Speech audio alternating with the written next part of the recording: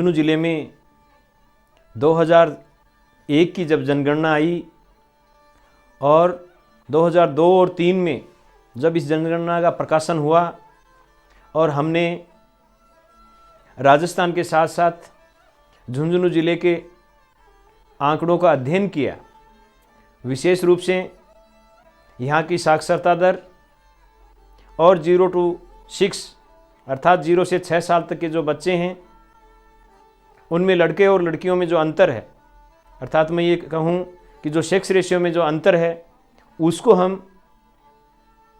एक गहन अध्ययन के रूप में देखा तो हमने पाया कि झुंझुनू ज़िले की साक्षरता दर 73 पॉइंट समथिंग और महिला शिक्षा में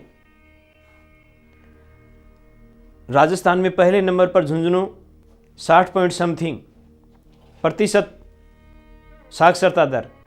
इतनी अधिक साक्षरता दर के बावजूद 1991 में हमारे यहाँ 0 to 6 का जो आंकड़ा था 1000 लड़के 900 लड़कियाँ थी और जब 2001 के हमने आंकड़े देखे तो 1000 लड़के और 865 लड़कियाँ।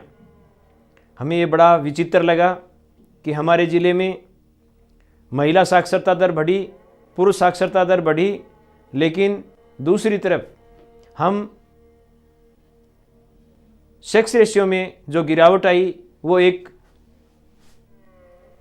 एनजीओ सेक्टर में काम करते हैं, इसलिए हमें बहुत ही विशेष लगा कि हमें इस विषय पे इस ज़िले में काम करने की आवश्यकता है। इन आंकड़ों को लेके जब हम जिला अधिकारियों से मिले, सीएमएचओ से मिले, हेल्थ इसमें डिप्टी सीएमएचओ परिवार कल्याण से मिले, आरसीएचओ से मिले, इवन जिला कलेक्टर से भी मिले, इस विषय पे जब हमने बात की तो इन लोगों का ये कहना था ऐसा नहीं है, ये आंकड़े यूँ ही हैं, अभी तक पूरे आंकड़े आने बाकी हैं, जब सारे आंकड़े आ जाएंगे तब हम इन पे बात करेंगे। हमने जब सारे आंकड़े आए तो हमने एक जन सुनवाई रखी और जन सुनवाई में इन आंकड़ों का विस्तार से सभी डीओलोज के साथ, जितने जिला अधिकारी थे उनके साथ शेयर किया। वो शेयर करने के साथ साथ हमने मीडिया के साथ भी ये चीज़ शेयर की, लेकिन मीडिया की भी इस विषय पे कोई अंडरस्टैंडिंग नहीं थी।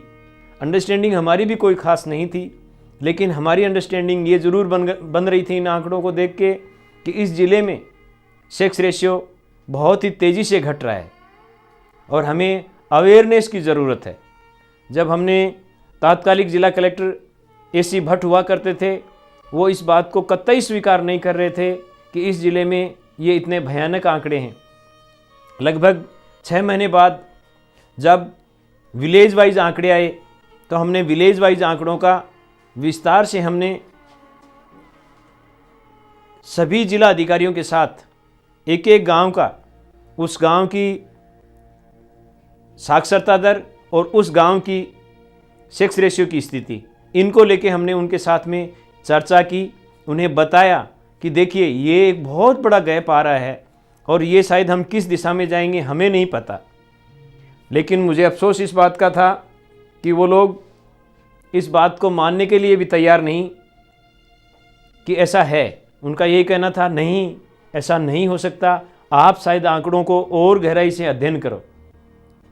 मीडिया पे भी जब इस विषय पे बात की, ज़िले के प्रबुद्धजनों के साथ में जब इस विषय पे बात की, तो करीब 2 साल बाद लगातार ये प्रयास करके हम ये समझा पाए लोगों को कि हमारे ज़िले में सेक्स रेशियो बहुत स्पीड से घट रहा है।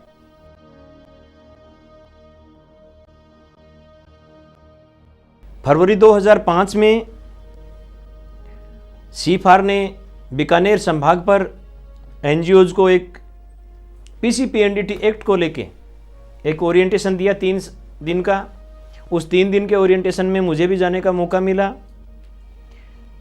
3 दिन में मुझे जो वहाँ समझ में आया वो ये आया कि हम अवेयरनेस की बात कर रहे हैं, हम अवेयरनेस के अलावा कहीं पीसीपीएनडीटी एक्ट को भी हमें लागू करना चाहिए।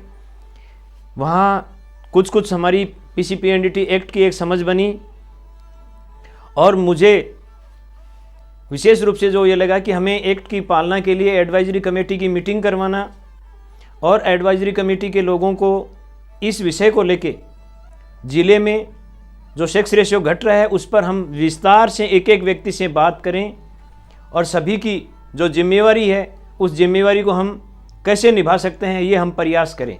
बीकानेर से आने के बाद मैंने यहाँ हेल्थ डिपार्टमेंट में संपर्क किया, एक्ट के बारे में जानना चाहा, जितनी सोनोग्राफी सेंटर्स हैं उनकी कहाँ किनका रजिस्ट्रेशन है।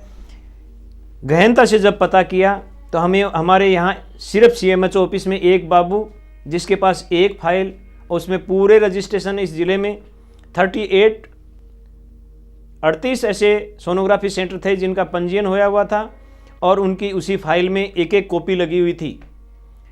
अलग से किसी की कोई फाइल नहीं थी। जिन लोगों ने आवेदन किया सभी को उन्होंने रजिस्ट्रेशन करके दिया हुआ था।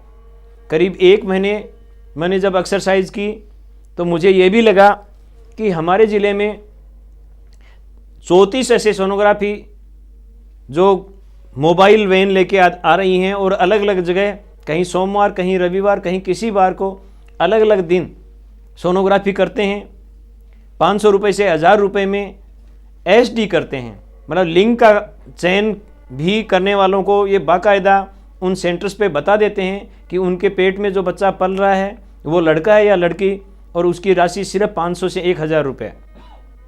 ज़िले में 72 सेंटर्स ऐसे हमने आइडेंटिफाई किए जहां सोनोग्राफी होती है या लोग करा रहे हैं या वो लोग बाहर से आके कर रहे हैं।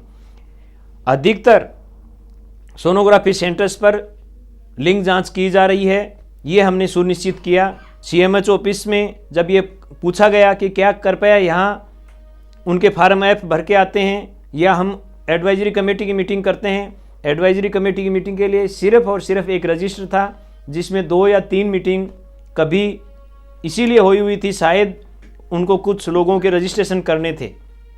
जब हमने देखा और इन CMHO ऑफिस के साथ संपर्क किया तो यहाँ के CMHO को मैं करीब 2 महीने में इस चीज़ के लिए तैयार कर पाया कि हम एडवाइजरी कमेटी की मीटिंग बुलाएं, और हमने 5 मई को हमने एडवाइजरी कमेटी की मीटिंग बुलाई। मीटिंग में हम 6-7 लोग आए। मैं एडवाइजरी कमेटी का मेंबर भी नहीं था, लेकिन मैंने ये प्रयास किया कि जो भी लोग इसमें एडवाइजरी कमेटी के मेंबर हैं, हालांकि उन मेंबर्स को पता नहीं था कि वो एडवाइजरी कमेटी के मेंबर हैं, उनको बुलाया। CMHO ऑफिस में हमने मीटिंग की, रजिस्टर को मेंटेन करवाया। मीटिंग हमारी करीब 1 बजे शुरू हुई, 2 बजे तक हमारी मीटिंग चली। जितनी मेरी समझ थी मैंने सब लोगों के साथ शेयर की। आंकड़ों पे मैंने चर्चा की। आंकड़ों की चर्चा के बाद ये निर्णय हुआ कि एडवाइजरी कमेटी के जितने भी मेंबर हैं वो आज अभी कुछ सोनोग्राफी सेंटर्स पर जाएं और वहाँ की देखें कि क्या स्थिति है। एक बार तो CMHO साहब ने मना किया। मैंने विशेष रिक्वेस्ट की कि सर हम 1 या 2 सोनोग्राफी सेंटर पे चलें। हमने 9 सोनोग्राफी सेंटर चेक किए उस दिन। 9 में से हमें 5 सही मिले, 4 ऐसे मिले जिनका रजिस्ट्रेशन ही नहीं था, और वो जिला मुख्यालय पे जिला अस्पताल के सामने चल रहे थे। विशेष चीज़ ये, यहाँ जिला कलेक्टर बैठते हैं, यहाँ CMHO बैठते हैं, 2 डिप्टी CMHO बैठते हैं। उनको किसी को भी ये पता नहीं था कि हमारे ज़िले में 4 सोनोग्राफी सेंटर ऐसे भी हैं जो विदाउट रजिस्ट्रेशन के चल रहे हैं। इसके अलावा 6 जगह ऐसी थी जहाँ जिला मुख्यालय पर ही बाहर से, सीकर से और दूसरी जगह से लोग, डॉक्टर्स यहाँ सोनोग्राफी करने के लिए आ रहे थे। जब हमने ये नौका किया और पता लगा तो 4 सोनोग्राफी सेंटर्स ने तुरंत अपनी मशीनें उठा ली और बंद कर दिया।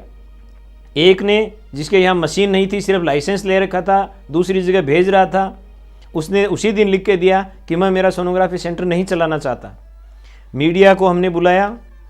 अच्छा ये रहा कि मीडिया के आने से वो चीज़ पूरी हाईलाइट हुई और दूसरे दिन पूरे ज़िले में एक ये संदेश गया कि एडवाइजरी कमेटी और निरीक्षण दल काम करना शुरू कर दिया है। धीरे धीरे हमने ये प्रयास किया, करीब 2 महीने और मैंने प्रयास किया, तो ज़िले के अन्य ब्लॉक्स जहाँ हैं, जहाँ हमारे सोनोग्राफी मशीन लेके लोग आते थे, वहाँ हमने उनको चेक करना शुरू किया। उसके बाद इस ज़िले में बाहर से आने वाले जितने भी सोनोग्राफी सेंटर्स थे सारे लोगों ने बंद कर दिया, और उन्हें ये लगा कि झुंझुनू ज़िले में इस पर कार्रवाई होने लगी है।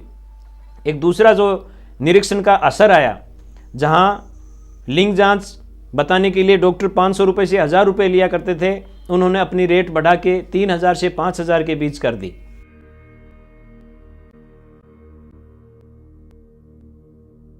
हमने उसके बाद जो स्टेप किया, या हम ये कहें कि उसको, इस प्रक्रिया को हमने आगे जो बढ़ाने की सोची, तो हमने जिला कलेक्टर से रिक्वेस्ट की। तात्कालिक जिला कलेक्टर कुंजीलाल मीणा थे, हमने उनसे कहा, उन्होंने कहा ठीक है, आप यदि इस विषय पे काम कर रहे हैं तो हम सब डॉक्टरों को बुला लेते हैं। जिला कलेक्टर के सभा कक्ष में जितने सोनोग्राफी सेंटर्स थे सभी के संचालक और डॉक्टरों को बुलाया गया, सभी से बात की गई।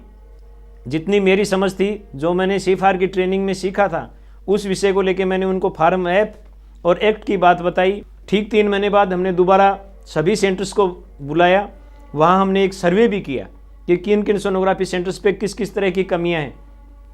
जब जिले के सारे सोनोग्राफी सेंटर्स का पता किया तो इनकी संख्या घट के 38 से घट के 28 पे आ गई।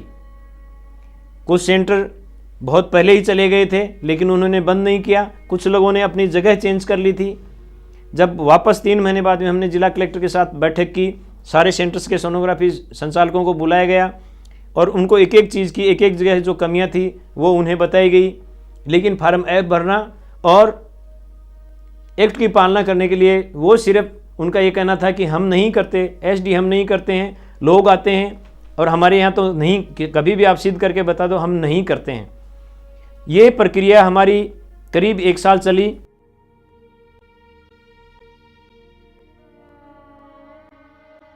दो 2009 में ही हमें दैनिक भास्कर, जो यहाँ का सबसे बड़ा एक भास्कर समूह ग्रुप है, मैं ये कहूँ कि आज शेखावाटी रीजन में हर गांव में भास्कर का पहुँच है, उसके साथ हमने एक पार्टनरशिप की और उस पार्टनरशिप में हमने ये तय किया कि दैनिक भास्कर के संवाददाता इस कैंपेन में, उसमें सिग्नेचर कैंपेन हमने ये किया कि हम जहाँ भी जाएंगे लोगों से सिग्नेचर कराएंगे कि वो लिंग जांच नहीं करवाएं और अन्य अपने रिश्तेदारों को भी प्रेरित करेंगे।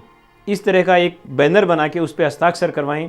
ये फ्लेक्सी शीट पे हमने बनाया, भास्कर के साथ प्रपोजल बनाया, भास्कर के जिला संवाददाता के साथ मैंने प्रपोजल बनवाया, उनके हेड को भेजा और लास्ट में जब वो उसकी स्वीकृति आई तो उसमें हमने 3 अलग अलग प्रक्रियाएं रखी कि SRKPS जिला स्तरीय जिला प्रशासन, जो जिसमें specially PCPNDT cell, CFR, Tata trust और दैनिक भास्कर, ये सब पार्टनर रहेंगे और इसमें सारे लोगों का अपना अपनी भूमिका रहेगी। NGOs की जो इसमें हमने भूमिका रखी वो ये रखी कि हम एक आदमी को हमेशा जहाँ भी हम प्रोग्राम करेंगे वहाँ हमारा एक आदमी जाएगा, फ्लेक्सी सीट उपलब्ध करवाएगा जिस पे कंटिन्यू लगातार सभी लोगों के हस्ताक्षर होते जाएंगे और एक व्यक्ति उस पे इस विषय पे यदि लोगों को ओरिएंट करना है या कहीं मीटिंग कर रहे हैं तो भाषण देना, तो वो काम हमारा व्यक्ति करेगा। साथ में ही हमने PCPNDT सेल और जिला प्रशासन को जोड़ा, उसमें PCPNDT सेल का एक आदमी हमारे हर प्रोग्राम में रोज जाएगा, एक आदमी जिला प्रशासन का हमारे साथ होगा इस प्रोग्राम में। और दैनिक भास्कर की पार्टनरशिप थी कि जहाँ भी प्रोग्राम करना होगा ये दैनिक भास्कर तय करेगा। इसमें दैनिक भास्कर की पार्टनरशिप ये थी कि दैनिक भास्कर इवेंट जहाँ भी करवानी है दैनिक भास्कर तय करेगा कि जो भी गतिविधि होगी वो कहाँ होगी, उसका वेन्यू क्या होगा, और दैनिक भास्कर कवरेज देगा। हमारा आदमी जाएगा, हमारा आदमी फ्लेक्सी सीट और ये उपलब्ध करवाएगा, प्लस सरकारी एक कर्मचारी होगा, सरकार के अप्रोप्रिएट अथॉरिटी या PCPNDT सेल का कोऑर्डिनेटर हमारे साथ होगा जो इस विषय पे लोगों के साथ बात करेगा। इसको हमने शुरुआत, जिले का सबसे बड़ा मेला लगता है वहाँ से हमने इसकी शुरुआत की। बस स्टैंड, जिला अस्पताल, ये सब कवर करने के बाद हमने जिला मुख्यालय की सारी सीनियर सेकेंडरी स्कूल और कॉलेजेस उनको हमने कवर किया। वहाँ हम दैनिक भास्कर तय करता है कि कौन सी स्कूल में अमुक डे जाना है, उस अमुक स्कूल में